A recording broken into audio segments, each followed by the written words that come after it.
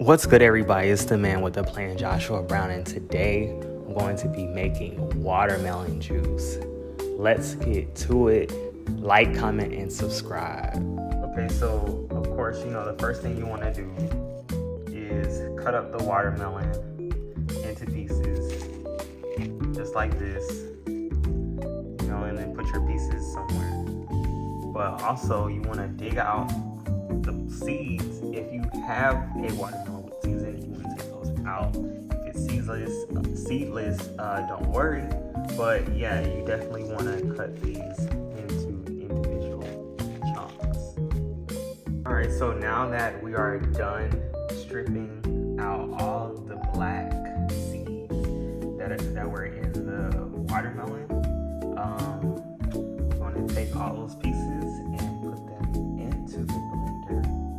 So as you see, I have all the pieces, and the black seeds I stripped out. The white seeds I don't really care so much about, just the black seeds.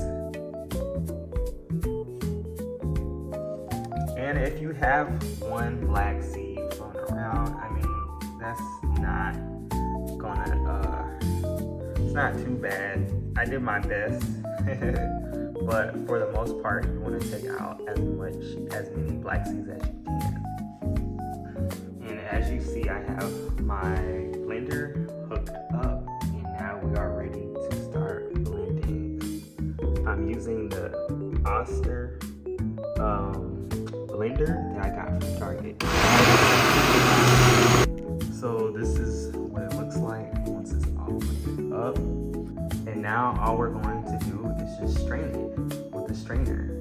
So whatever strainer you have, you definitely want to use it. And we're not just going to strain it once, we're going to strain it multiple times. What you want to do with the strainer is sit it on top of a bowl. So in that way, you can just pour into the strainer.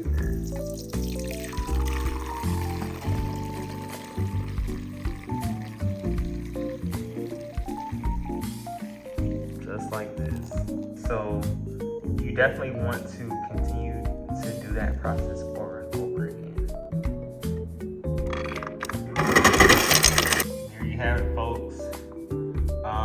Like, comment, and subscribe if you like this tutorial on how to make your own homemade organic watermelon juice. Let's go. # the real Joshua